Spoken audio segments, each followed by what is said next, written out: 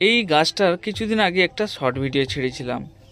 কিছু লোকের কমেন্ট এসেছে সেই ভিডিওটায় যে আমার গাছে ফল আসছে না, বা গাছটা বড় হচ্ছে তাতে ফুল আসছে, ফল ঝরে যাচ্ছে। বন্ধুরা, আমি সেই জন্য আজকে আপনাদেরকে কিছু টিপস দেওয়ার জন্য আবার একটা ভিডিও বানালাম। দেখুন, আমার একটা ডালে প্রচুর পরিমাণে ফল এসেছে, আর একটা ডালে দু একটা ফল ধরেছে, কিন্তু অসংখ্য ফুল আছে। গাছের মেন দুটো ডাল আছে, একটা ডান দিকে একটা বাম দিকে।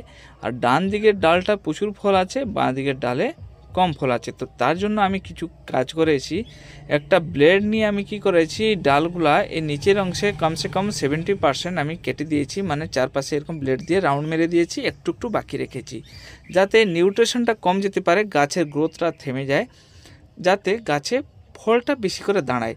দেখলাম সেই ডালে খুব ভালো পরিমাণে ফল এসেছে। একটা ডাল আমি ছেড়ে দিয়েছিলাম এক্সপেরিমেন্ট করার জন্য, দেখলাম যে এই ডালে সেরকম ফল ধরছে না, তো আমি সেই কারণে ব্লেড দিয়ে কেটে দিয়েছি। কেটে দেওয়ার পরে আমার মনে হয় গাছে বেশি পরিমাণে ফল ধরবে।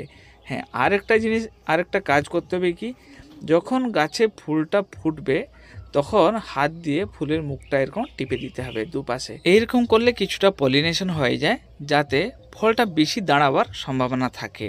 হ্যাঁ বন্ধুরা, এর গোড়ায় একটুখানি আপনাদেরকে গোবর সার, ভার্মি কম্পোস্ট, হাড় গুঁড়া আর শিংকুচি সবগুলো মিক্স করে কম কম পরিমাণে বছরে 2-3 বার দিতে হবে।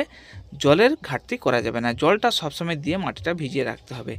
দিলে গাছে প্রচুর পরিমাণে ফুল আসবে, তার সাথে ফল ধরবে। ভিডিওটা ভালো লেগে থাকলে লাইক, শেয়ার, সাবস্ক্রাইব অবশ্যই করে নেবে।